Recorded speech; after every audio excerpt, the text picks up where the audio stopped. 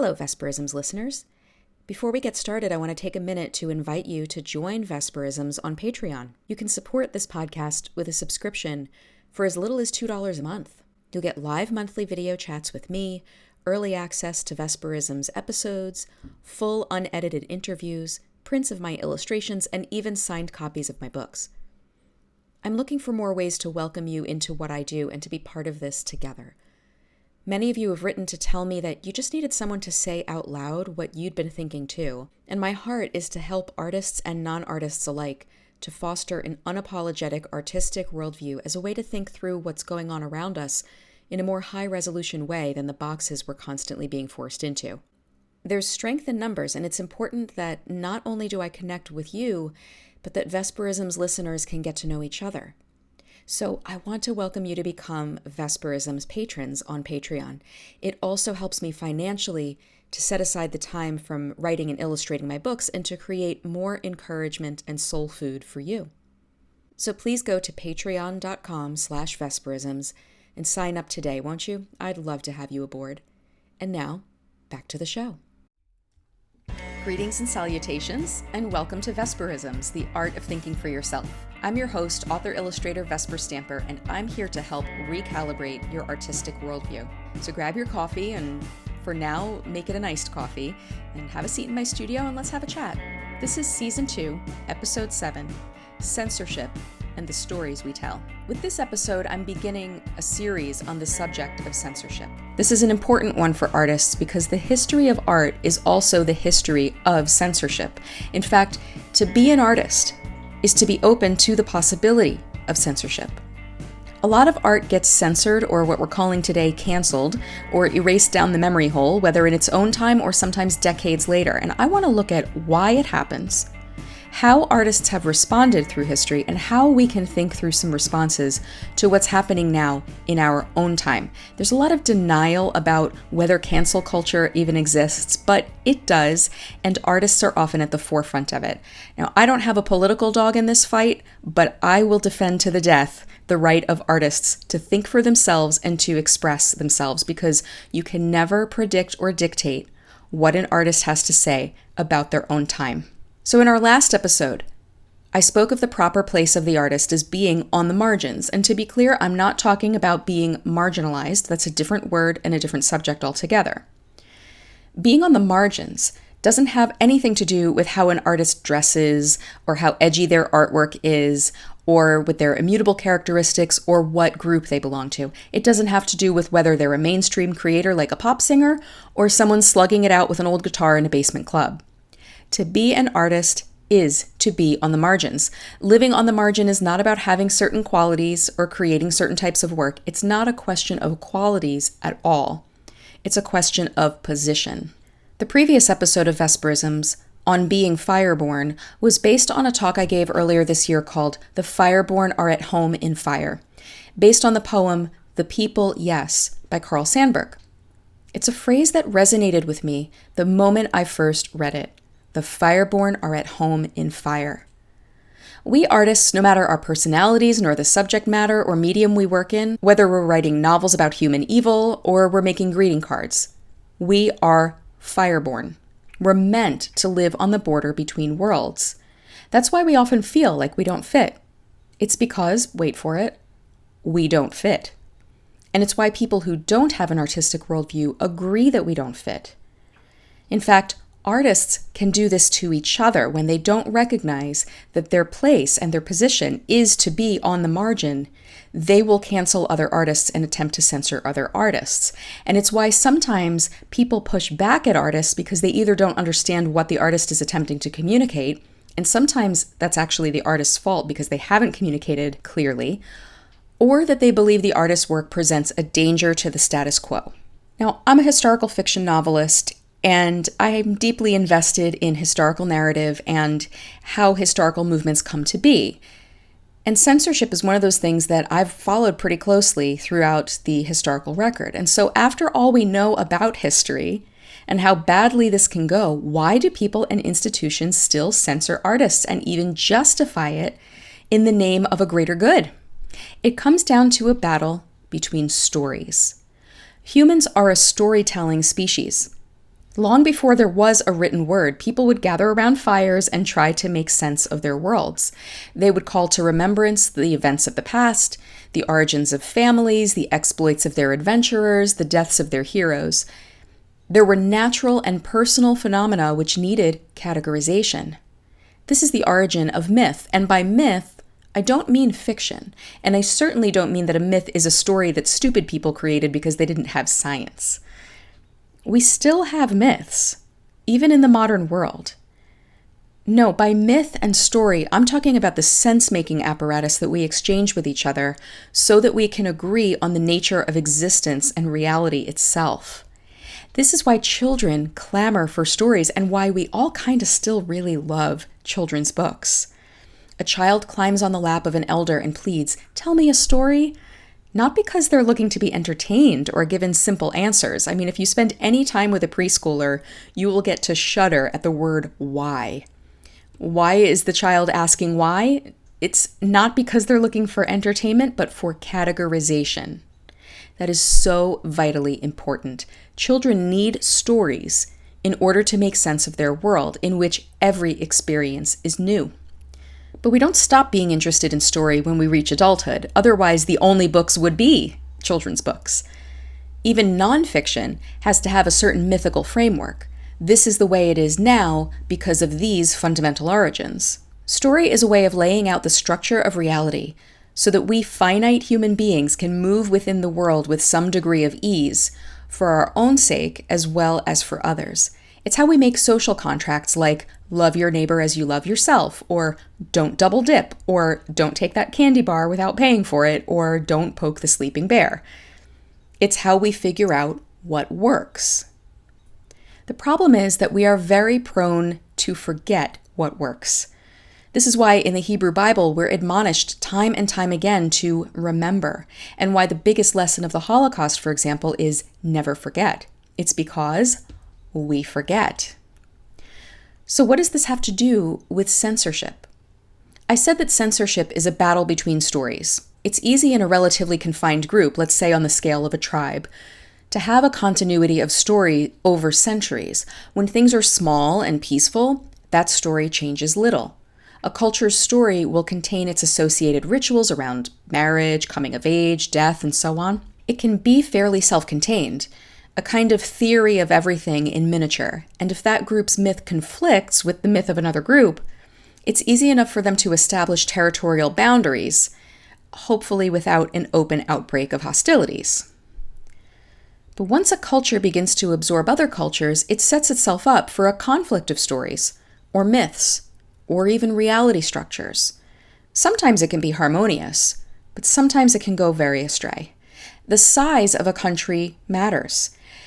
Let's take the United States, for example. In the beginning, there was obviously a clash between the stories of the First Nations people, who were here for many thousands of years, and the European settlers, who also had a thousands of years old history, who arrived on the shores of North America. The story of the new nation that became the United States came to be dominated by the story of the settlers. Within that settler group were mainly English and Dutch colonialists who had more or less similar legal structures, religious backgrounds, and the like. But even within that seemingly homogeneous group, there were contradictory stories. One of those stories was constrictive. It had to do with the perceived right of Europeans to dominate the land, displace its original population, and bring enslaved people from an entirely different continent to do their forced labor. The other story, which was growing up right along with that, was expansive, and it had to do with the freedom and equality of all people, and the importance of putting one's own hand to the plow for one's own agency, which, by the way, was a very, very new concept. The result, ultimately, 100 years later, was a civil war, in which the expansive story won out.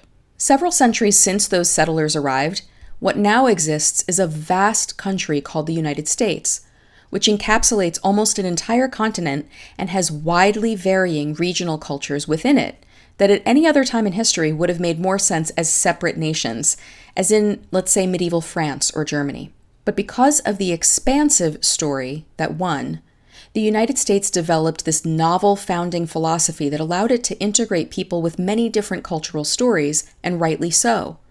Integration is a beautiful and noble experiment that has inarguably made the world better and continues to do so. So we have an example of how stories can cycle between constriction and expansion. Now, take a deep breath because I'm going to talk about a story that's not as familiar to us today, but also comes from the same time period. As I just gave an example, there were these two conflicting stories that grew up at the same time. And so the Enlightenment did not just bring forward philosophies of individual freedom and equality. Toward the end of the 18th century and through the 19th, we saw the emergence of Enlightenment philosophies concerning the nature of reality itself. Coming out of the medieval world, and of course I would argue from the Great Plague of 1348, but that's a story for another time, this had to do with the question of whether reality could be known at all. For thousands of years, the framework for the Western world was the basic Judeo-Christian concept that not only could reality be known, but that the God who created everything wanted it to be known. The concept of this God who wants to be known was associated with the Greek word logos, giving us words like logic, and the practice of ending fields of study with the suffix logy, like psychology and biology. Think of the scientific method, for example. It came about as a direct result of the assumption that nature was knowable at all and could be classified by repeatable experiments. But another framework arose with philosophers like Immanuel Kant, who posited that reality could not be known. It could only be critiqued for its failure to live up to certain inferred ideals. And if it didn't live up to those ideals, which by the way were borrowed from the Judeo-Christian worldview, it had to be dismantled, torn down, or deconstructed. This conflict in our stories about the nature of reality continued in a fairly straight philosophical line through Hegel, Marx, Lenin, Horkheimer, Marcuse, and others, and down to our own day, in the emergence of the critical theory fields of academia, more or less the disciplines that end in the word studies. And so where we find ourselves today is in another battle of conflicting stories. And these two stories are, one, that reality can be known, and that with our commonly held knowledge we can work together to improve it towards specific goals. And two, that reality cannot be known, only critiqued and dismantled, in hopes of attaining theoretical goals. That's what's at the heart of the question that is pulling us apart today. Can reality be known or not? Can we work together to improve it, or does it need to be torn down for the sake of simply exposing its innards? These two stories contradict at their foundations, and so like any two opposing cultures, they are clashing. This is why it feels like territorial boundaries are being drawn. It's because they are. It's why we feel like certain words we took for granted have two different meanings. It's because they do. It's why it feels like we're struggling between two different stories of reality itself. It's because we are. The 19th century satirical cartoonist Honoré Daumier was one of a new type of artist. Through his art and its availability to the masses, he and other satirical artists could show the reality of the poor and working class, let's say the 99%, as contrasted with the wealthy power structures and people within it who commissioned most of the art. Until the availability of mass media like newspapers and broadsides, the bread and butter of the artist was working for the nobility or the church, telling the stories of those institutions. In his most famous work, The Third Class Carriage, Daumier depicts the 99% living their daily lives, old and young crammed together in a train car, a woman indiscreetly nursing a baby, people carrying provisions for a long journey. The satirical cartoonist, around that time, began to occupy the role that jesters or traveling actors once did, serving as an outside voice to the institution, a conscience that held up a mirror to power.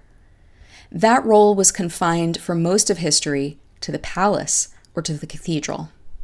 Anyone else who tried it ended up chained to a dungeon wall or having their head separated from their body. But this era we live in which people without institutional power, the proverbial 99%, can actually speak out against the 1% without having our heads literally chopped off, this is unbelievably new and radical, and we must not take it for granted. I, as a nobody artist from New York with a laptop, can send out my ideas and be listened to by anyone, from a student to a prime minister, and at least for now, I can share my ideas, my thoughts on the nature of reality, and keep my head on my shoulders. I think often of the artists of the Terezin concentration camp. This is where prominent Jewish artists, intellectuals, musicians, and writers were often sent as a holding station en route to the death camps. While they were interned there, often for many months, they were allowed a certain measure of artistic pursuit. The prisoners would stage operas, give concerts and lectures, and they did commercial art. There was a graphic design studio in Terezin concentration camp where by day, talented illustrators and designers were exploited to create propaganda art for the Nazis. But by night, these artists would sneak their art materials to draw and paint the reality behind the gloss. Grossly overcrowded barracks, carts of dead bodies, starving children, Nazi atrocities. And they hid their drawings in hopes that they would testify to the reality behind the official narrative, behind the institution. In Timothy Snyder's book, On Tyranny, he speaks of the importance of protecting our institutions and not allowing them to be captured by ideologues. Institutions are by nature prone to corruption. Even a concept like democracy is prone to corruption. We hear it often. Hitler was democratically elected. It's possible for institutions to be captured by tyrants. In the 1940s and 50s, in the uncertain post-war environment that became the Cold War, Senator Joseph McCarthy of Wisconsin essentially captured the Congress to intimidate and prosecute those who were suspected of holding communist sympathies. This famous example, McCarthyism, is just the tip of the iceberg. In the vast bureaucracies of modern nations, everything from the presidency to the local school board has an element that wishes to put people on blacklists, to purge dissidents, to remove those who do not protect the institution's interests. The reason we hold McCarthy in disdain isn't because of the group he was persecuting. No, not at all. It was the fact that he had captured an institution and was wielding it against the people it was purportedly created to serve. And this was always couched in the language of serving the greater good and in the name of protecting the people. That is the very definition of authoritarianism. Lenin and Stalin did it, Hitler did it, Castro did it. Those are some famous examples, but to think that it cannot happen in the United States is folly.